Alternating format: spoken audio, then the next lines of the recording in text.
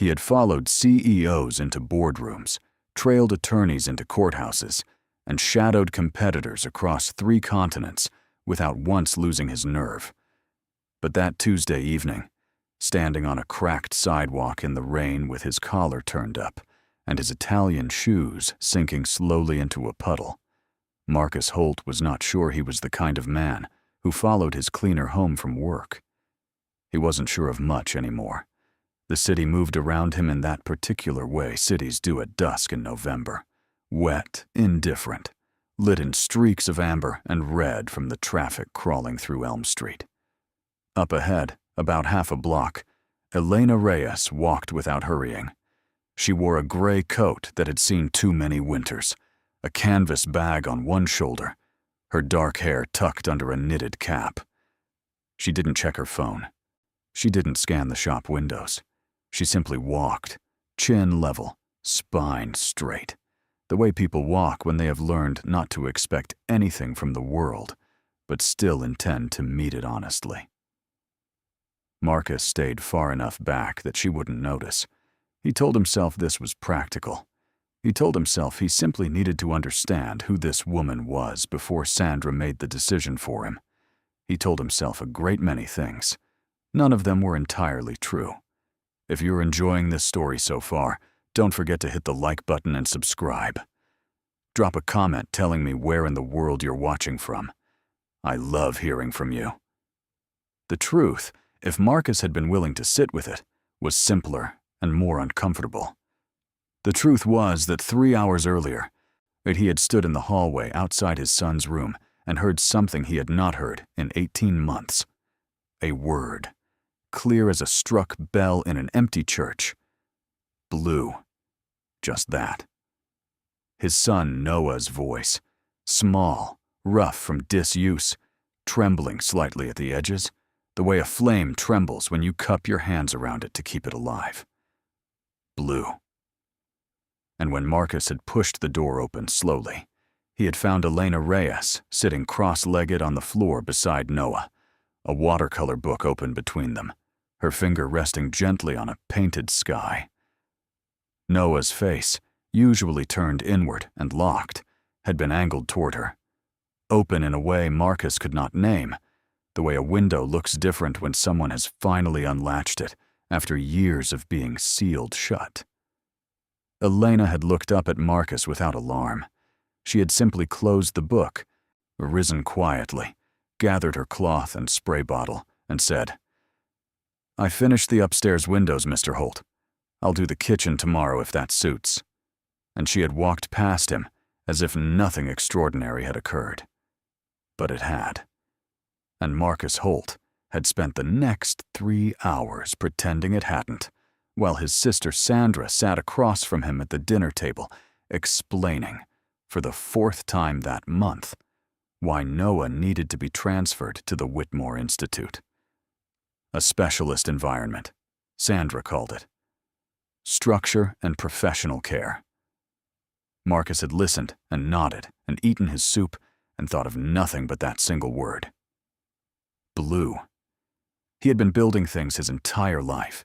Bridges, towers, commercial parks, an empire his father started with 2 trucks and a concrete mixer. He understood foundations, load-bearing walls, on the exact tolerance a structure could absorb before it began to fail. And he knew, with the bone-deep certainty of a man who had built enough things to understand when something was actually holding, that his son had not said a single word to him in 18 months. Not to the 3 therapists Sandra had arranged, not to the school counselor, not to the pediatric psychologist who charged $400 an hour and had a framed certificate above his desk, the size of a dining table. One word to the woman who cleaned his floors. Blue. Marcus followed her for 6 more blocks before Elena turned down a narrow street called Carver Lane, and he slowed, keeping to the far side. The buildings here were older, the kind that had been grand once and had since settled into a dignified shabbiness. Window boxes with dead geraniums, a bodega with hand-painted signs, A tabby cat watching the rain from a fire escape with the serene indifference of a landlord. Elena stopped at the third building, 4 stories, brick the color of dried clay, a buzzer panel on the door with half the names written in pencil. She pulled a key from her coat pocket, the kind of key that is worn smooth from years of daily use, and let herself inside without looking back. Marcus stood across the street for a long moment. The rain picked up, tapping against his shoulders, against the briefcase he was still carrying from the office, against the leather of his shoes. A cab slowed beside him, thinking he wanted a ride. He waved it off. He looked up at the building's face and waited. And after a moment, a light came on in a third-floor window, warm and yellow. The kind of light that means a kettle is going on, that shoes are being set by the door, that the long performance of being seen by the world is finally, mercifully, over for the day. He should have gone home. Sandra would be putting Noah to bed. His housekeeper, Mrs. Bowen, would have left his dinner covered on the counter. His phone had been buzzing softly in his coat pocket for the past 20 minutes. He should have gone home.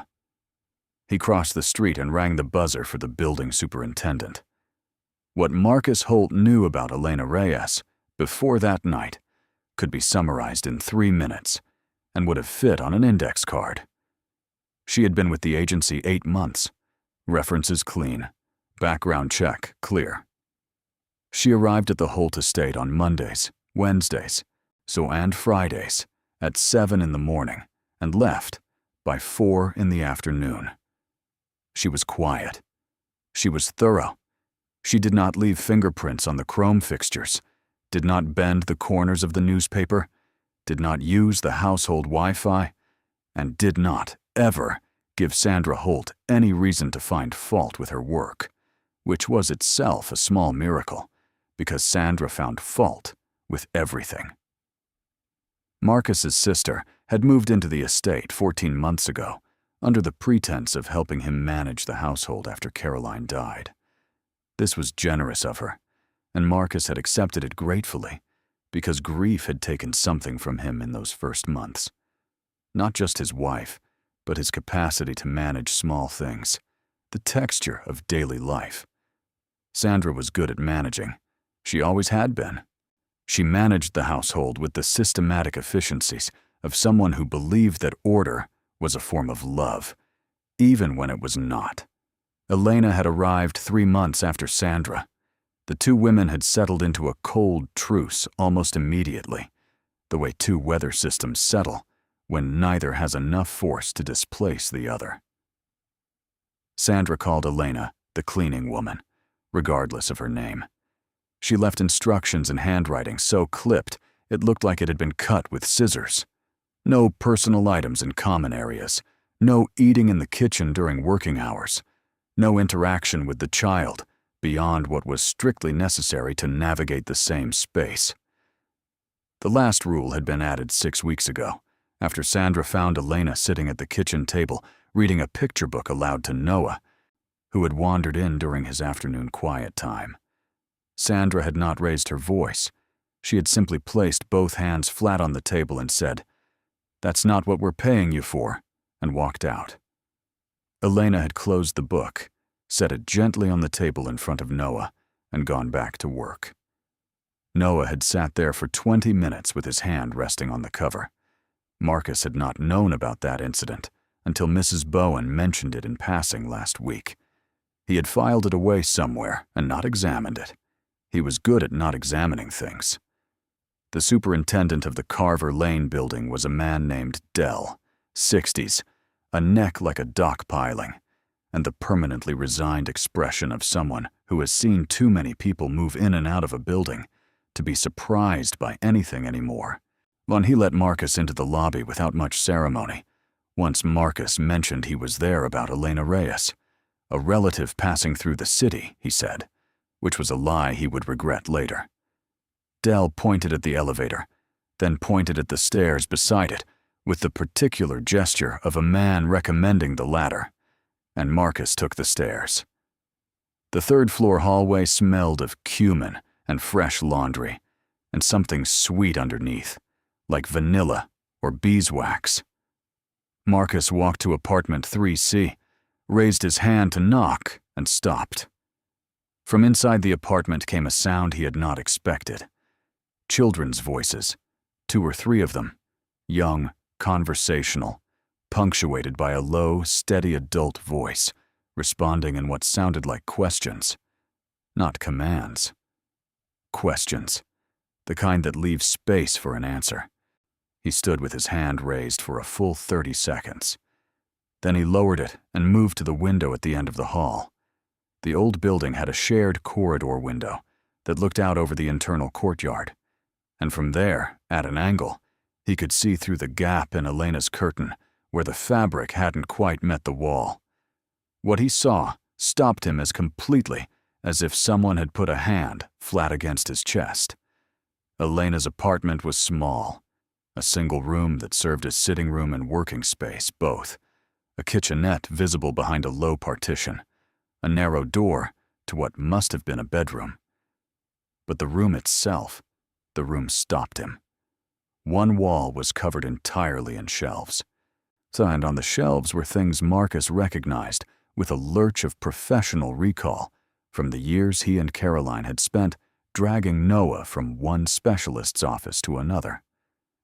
Sensory bins filled with sand and beads and textured shapes, a row of picture communication cards laminated and organized by category, a mood wheel, the kind with illustrated faces in a circle, thumb-tacked to the wall at a child's eye level, 3 small cushions arranged on a woven rug, and seated on those cushions were 3 children, none older than 6, he guessed, and across from them, cross-legged on the floor, with no cushion of her own, was Elena.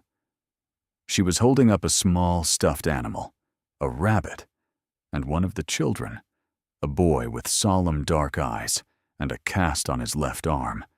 She was watching her with a concentration so fierce it seemed to take up his entire face. Elena said something. The boy's lips moved. Elena smiled. Not the broad performance of a smile that adults give children to encourage them, but the small, private, entirely honest smile of someone who has just witnessed something they believe in. She reached forward and touched the boy's arm, gently, once, and nodded. Marcus lowered his hand from the window frame. His chest felt strange, constricted in a way that had nothing to do with the stairs or the rain in his collar. He stood there for a long moment in the dim corridor, listening to the murmur of voices through the door, and understood with a slow and settling certainty that he had been wrong about Elena Reyes. He just didn't know yet in what direction.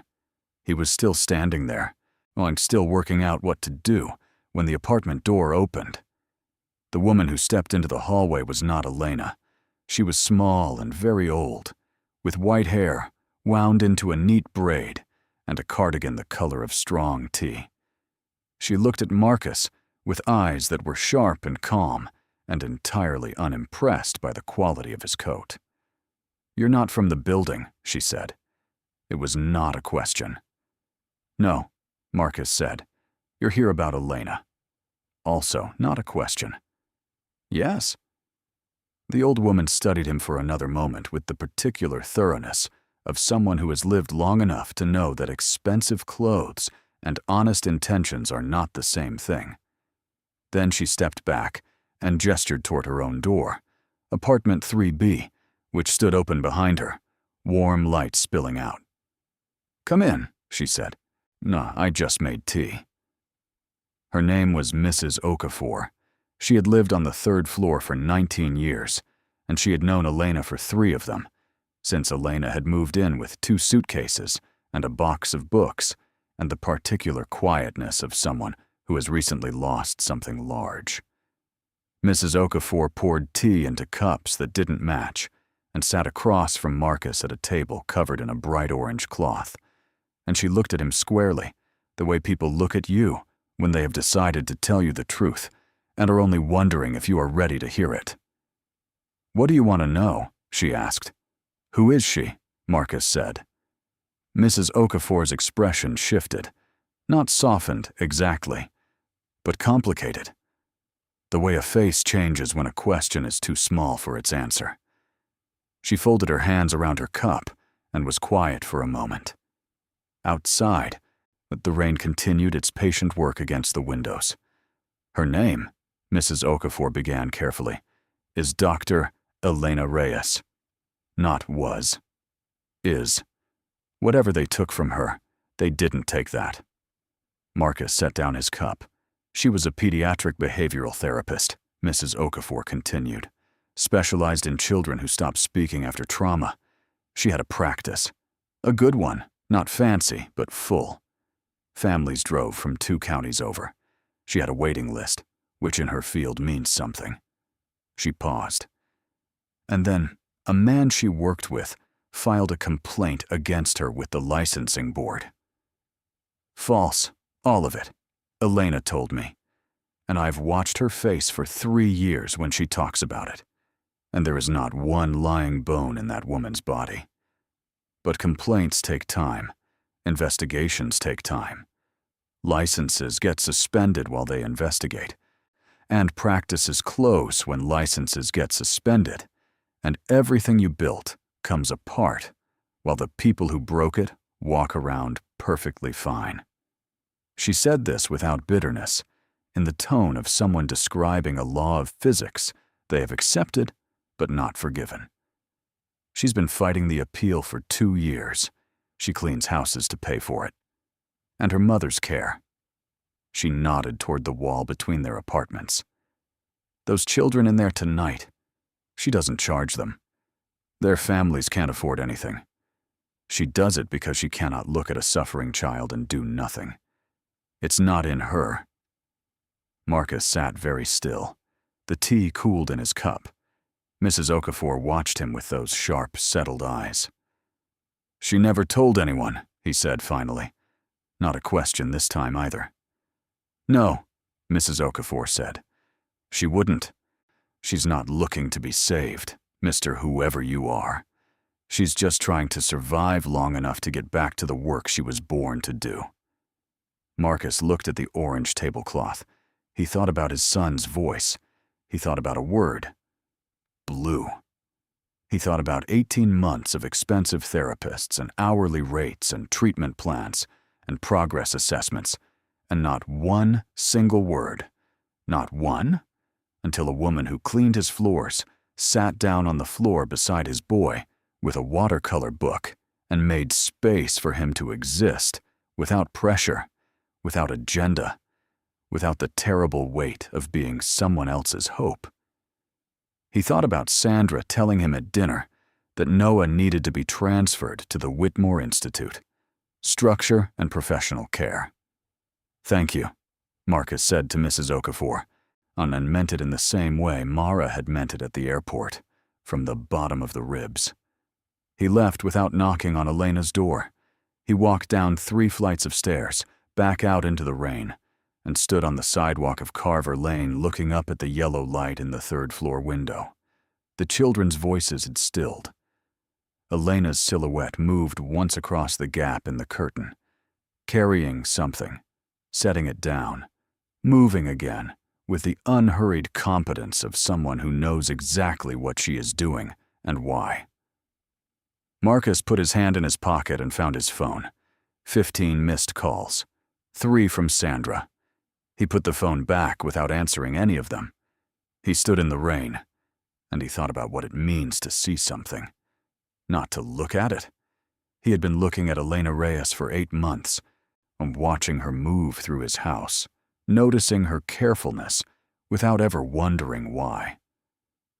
But to see. His father used to say that the most dangerous kind of blindness was the kind that wore the face of certainty. The absolute conviction that you already understood what you were looking at, and therefore didn't need to look any harder. Marcus Holt had been very certain about a great many things. He was becoming less certain by the minute. He turned up his collar against the rain and began to walk home.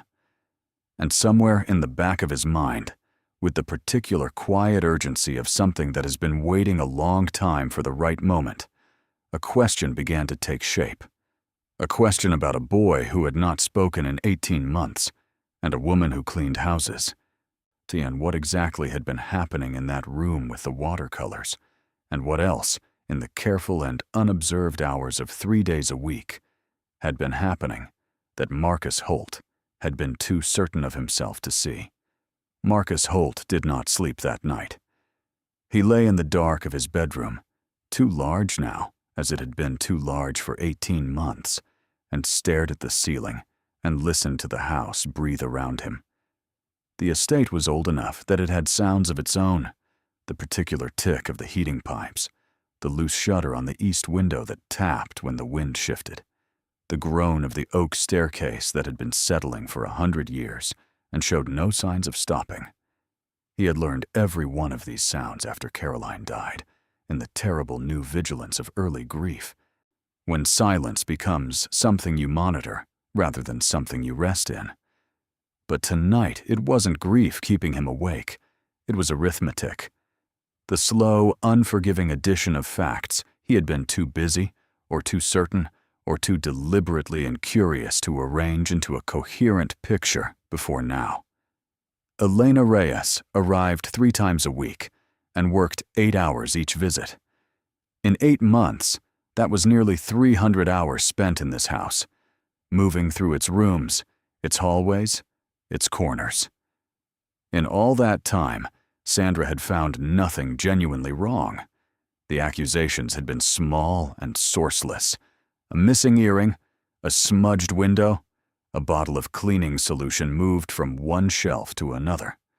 The kind of fault-finding that isn't about finding fault at all, but about the need to establish a hierarchy and keep it legible to everyone in the room. Marcus had registered this and had not examined it. He thought about Dr. Elena Reyes. He ran the words through his mind, the way you run your thumb across something in the dark to understand its shape. A pediatric behavioral therapist who specialized in children who stopped speaking after trauma. He thought about Noah, who had not spoken a full sentence in 18 months, and about 3 therapists and a school counselor and a psychologist with a certificate the size of a dining table. He thought about the word blue. He thought about a watercolor book and the small, precise angle of his son's face, turned toward a woman who cleaned his floors, turned outward rather than inward, for what might have been the first time since his mother's funeral. And then Marcus thought about Sandra's termination paperwork, which he had found on his study desk when he came home from Carver Lane. It had been drafted with Sandra's characteristic efficiency. 2 pages, formal language, specific in all the wrong details.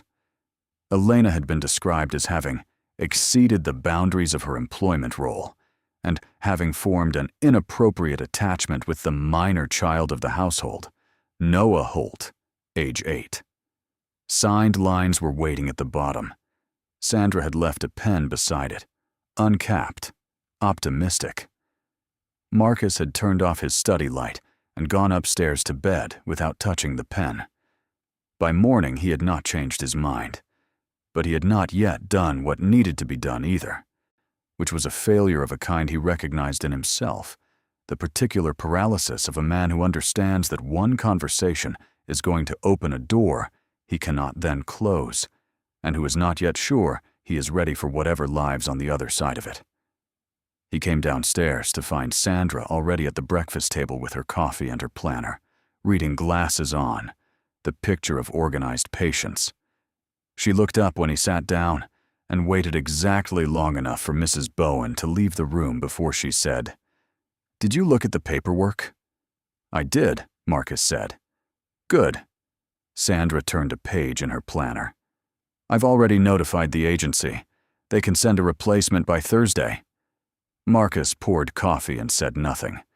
Sandra watched him with the steady attention of a woman who had spent 53 years learning how to read silences, and who was reading this one now with some difficulty. "Marcus," she said, with the careful gentleness she used when she thought he was being emotional rather than strategic. I know you've become accustomed to the routine, but the agency will match her profile exactly. Quiet, reliable, unobtrusive. Noah won't even notice the difference. Marcus looked at his sister over the rim of his cup. He said a word yesterday, he said, in front of her, out loud. A pause, brief, but there. Sandra set down her pen. Children make sounds, she said. It doesn't mean— He said blue, Marcus said. Clearly. Unprompted. He watched Sandra's face. I was in the hallway. I heard it. Sandra's expression adjusted. Not much. Went quickly. But Marcus had been reading boardroom faces his whole professional life. All the more reason, she said finally, smoothly, that we need to maintain appropriate boundaries. The attachment you're describing isn't healthy, Marcus. It isn't professional. And more to the point, she tapped the planner. It isn't what we're paying her to do. Marcus drank his coffee. He said he would look at the paperwork again later. Sandra accepted this with the grace of someone who believes later means yes. Elena arrived at 7, as she always did. Marcus heard the side entrance open and close, the particular sound of it, which he had stopped consciously registering months ago, but which his body had apparently kept noting, regardless. The way the body keeps time with things the mind has decided aren't worth tracking. He stayed in his study with the door half open. He could hear her moving through the ground floor, the efficient quiet of her work, the occasional sound of water, or the clink of a bottle set down with care. He thought about going out to speak with her. He composed 3 different versions of what he might say. Each of them fell apart somewhere in the middle, because he didn't know yet how much he was supposed to know, or how to explain how he knew it, or what exactly he intended to do about any of it. So he stayed in his chair, and he waited, and the morning turned around him without resolution. Noah came downstairs at 8:30, which was later than usual. He was wearing the blue sweater Marcus had laid out for him. Noah had stopped choosing his own clothes around the same time he stopped speaking, and Marcus had learned to lay things out without making it a conversation. He came into the kitchen for breakfast, and Marcus watched from the study doorway as Elena, who was cleaning the kitchen windows at that moment, simply said, "Good morning," without looking up from her work, the way you greet someone whose presence you welcome, but whose autonomy you respect. Noah sat at the kitchen island. He didn't look at her directly, but the particular tension he carried in his shoulders, the bracing posture, the faint preemptive flinch that Marcus had stopped noticing and now noticed constantly, was not there. His shoulders sat level. He ate his cereal. Elena finished the windows and moved on without ceremony.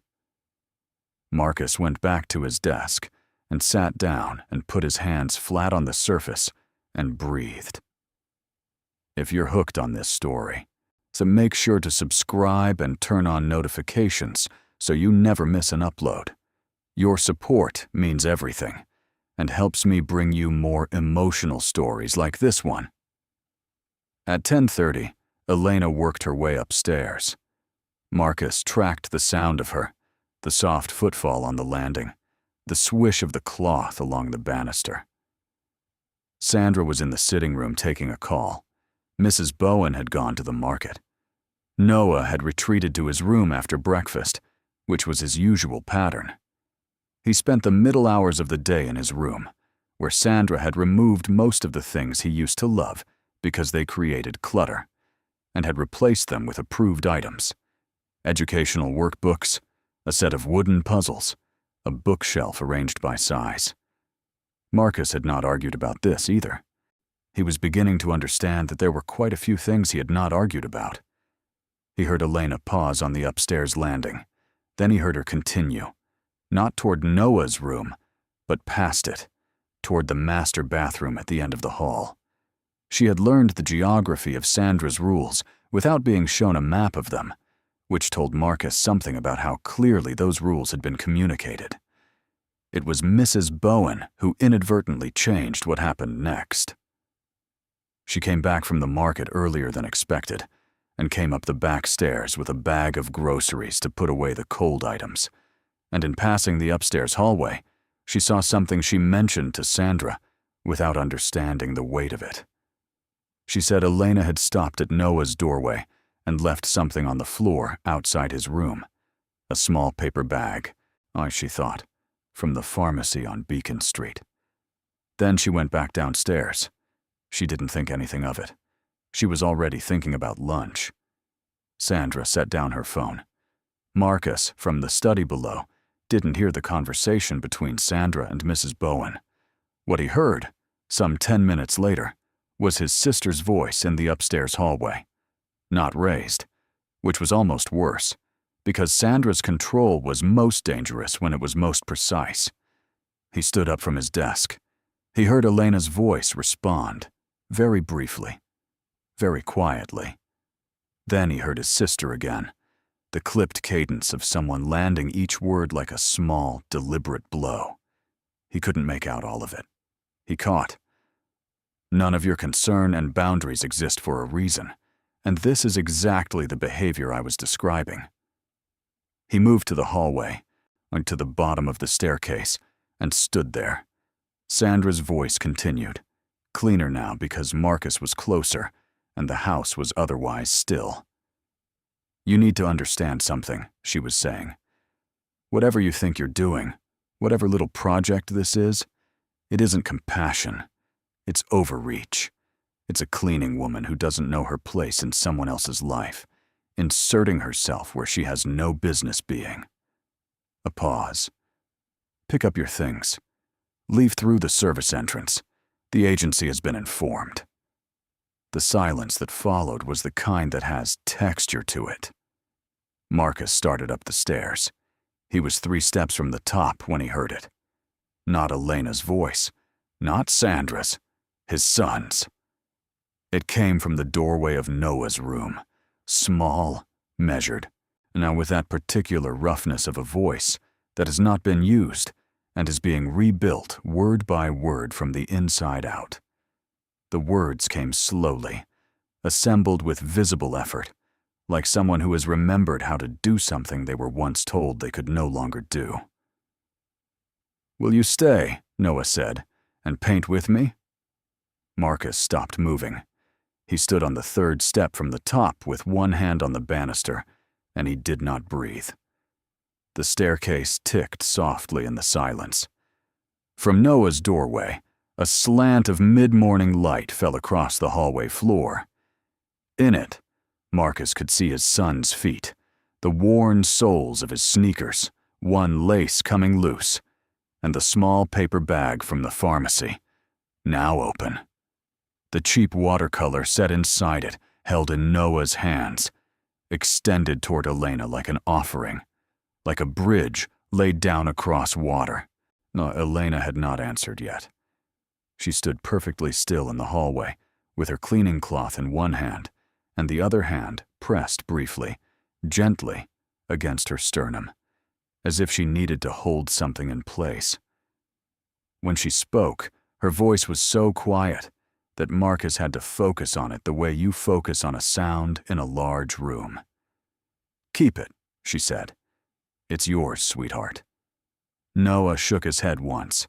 He held the watercolor set out further, with the patience of a child who has decided on something and has time.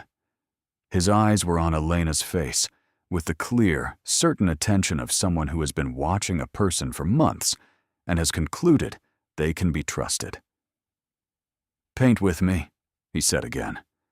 Sandra's voice cut in then, fast and bright with a particular alarm that Marcus recognized as something other than concern for a child. "Noah, go back inside, please. This isn't Sandra." Marcus came up the last 3 stairs. His voice was quiet in the way a closing door is quiet. Sandra turned. Her expression went through several calculations in a very short time. Noah, in the doorway, looked at his father with those dark eyes that had been turned inward for so long, and Marcus held his son's gaze for a moment. A real moment, present and mutual, before he looked back at his sister. "Tell me about the Whitmore Institute," he said. The hallway went completely still. Sandra's hands, which had been clasped in front of her with practiced composure, shifted. A small movement, almost imperceptible. Her chin lifted. "I don't know what that has to do with Sandra," he said at once, the same way. Not a question. Not a command. Just her name, hung with the full weight of 18 months of deferred attention behind it. She opened her mouth and closed it. Outside, the oak tree in the garden moved against the window at the end of the hall, its bare branches crossing and uncrossing in the November wind.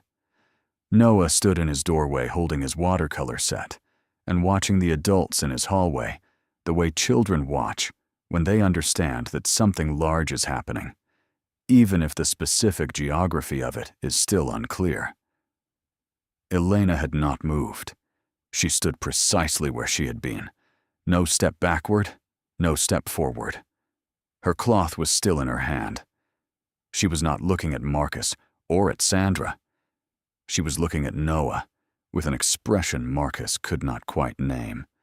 Something between professional attention and the kind of love that doesn't ask to be recognized.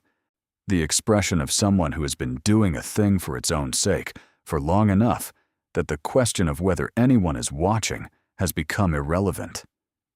Sandra said, "The Institute is a world-class facility for children with complex needs. I've told you this. Who owns it?" Marcus said. "A beat. It's a trust.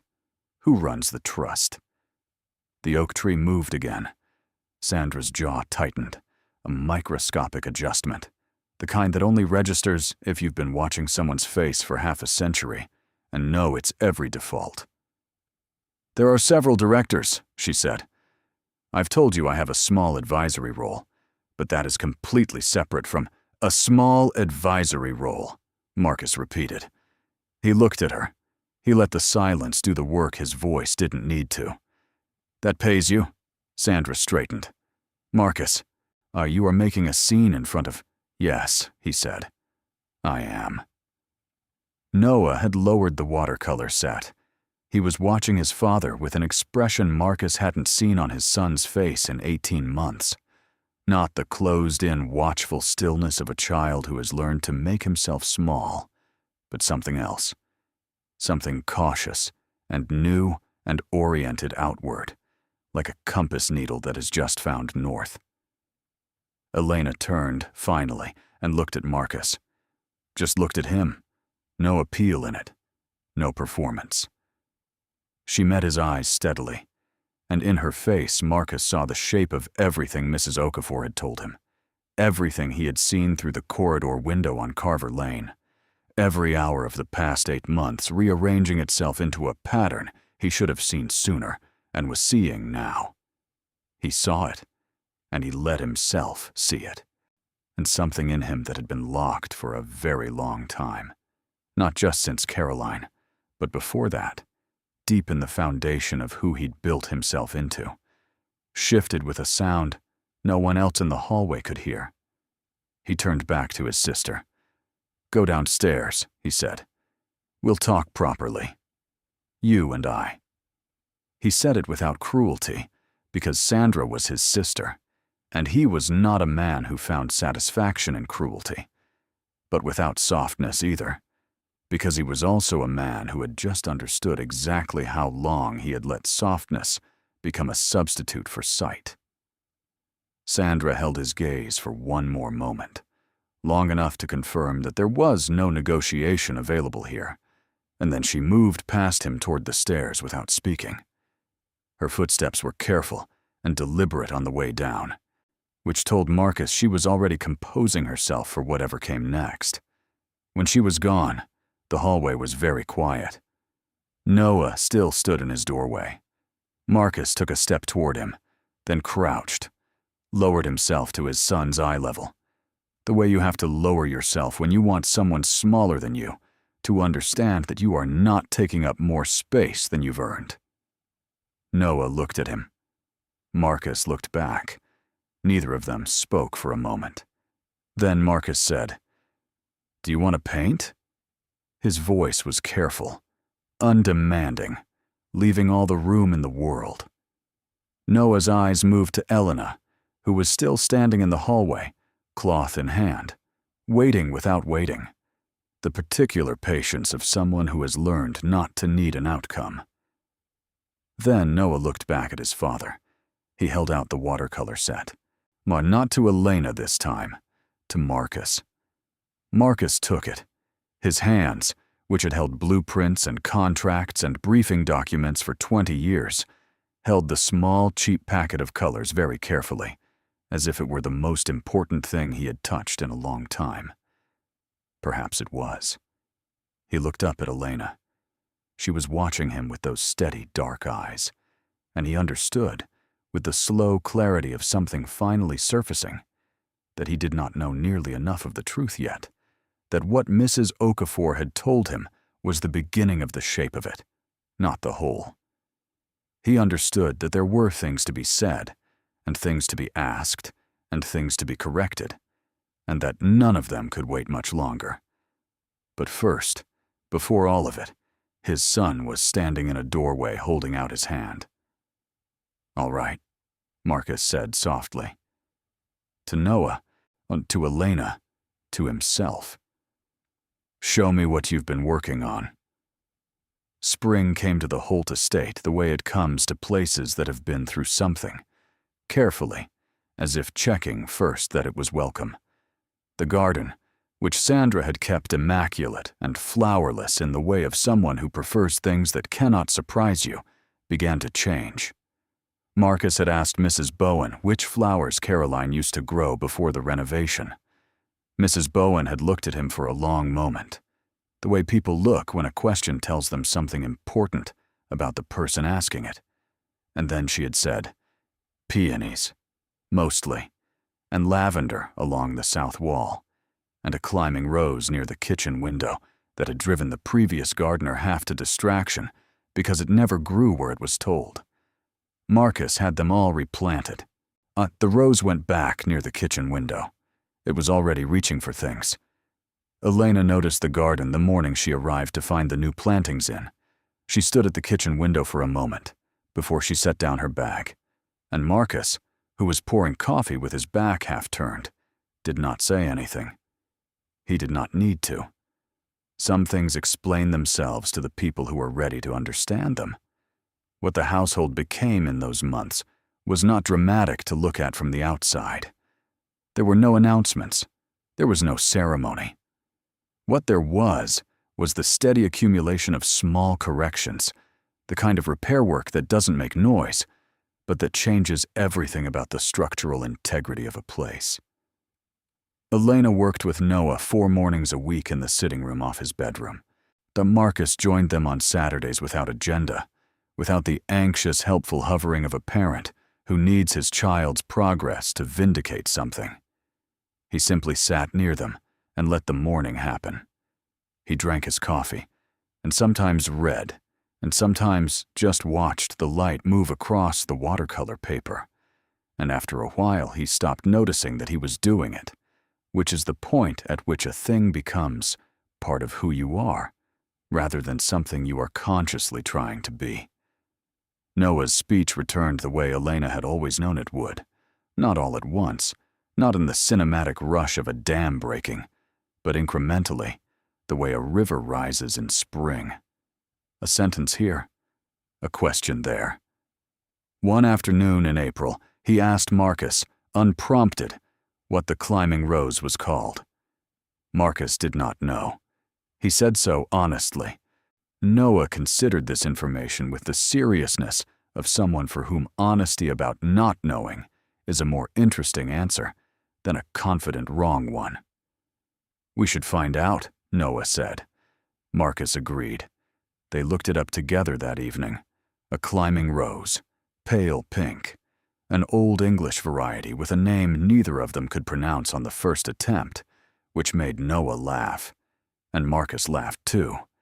And the sound of it in the house was something Mrs. Bowen had to step briefly out of the kitchen to recover from, in the way of someone who has been hoping for a sound for a long time and is undone by finally hearing it. Dr. Philip Crane's complaint was dismissed formally in March. The licensing board issued a written acknowledgement of the process failures in Elena's case. Careful, institutional language, but the kind that does not say we were wrong as directly as it means it. Elena read the letter alone at her kitchen table in the Carver Lane apartment, which she still kept, because she was a woman who understood that the things you have survived deserve to be honored rather than discarded. She called Mrs. Okafor afterward. The older woman listened to the whole thing without interrupting, and then said, "Good," in the tone of someone who never doubted the outcome, but was glad to have lived to see it. Elena said, "I couldn't have gotten here without you." Mrs. Okafor said, "You got here by being exactly who you were when nobody was watching. I just made the tea." On the afternoon Elena's practice officially reopened under her restored license, Marcus brought Noah. Not as a patient, Noah's sessions had their own separate rhythm, to their own protected space, but because Noah had asked to come, had said simply, "I want to see where she works," with the directness that had become one of his most recognizable qualities, the willingness to name what he wanted without disguising it as something else. They stood in the small ground floor space on the street, not far from Carver Lane, the mood wheel on the wall, the cushions arranged on the woven rug, the shelves with their sensory bins and laminated cards. And Noah looked around carefully, the way he looked at his own paintings when he was deciding if they were finished. Then he looked at Elena. "This is the same," he said. "Like before." Elena said, "Yes." Noah nodded, satisfied. Then he looked at Marcus and said, "She made me feel like I lived somewhere safe." He said it without self-consciousness, and in the tone of someone reporting an observable fact about the world. Even when I couldn't say it. Marcus looked at his son, his throat tightened. Not from grief this time, from the particular fullness of a moment that has been earned by everything that came before it. He put his hand on Noah's shoulder. "She does that," he said quietly. "She's very good at it." Elena looked at the window. Outside, the late afternoon light lay clean and level across the street, the long gold light of a day that has decided to be generous on its way out. She did not say anything. She had learned long ago that some moments are only made smaller by filling them with words. She simply let it rest there between them, the boy and his father, and the room she had built to be a safe place, and let it be exactly what it was, which was enough, which was, Formart, it turned out, everything. Thank you so much for watching until the end. If you loved this story, check out the other videos on your screen now. I think you'll really enjoy them. And don't forget to subscribe if you haven't already. See you in the next story.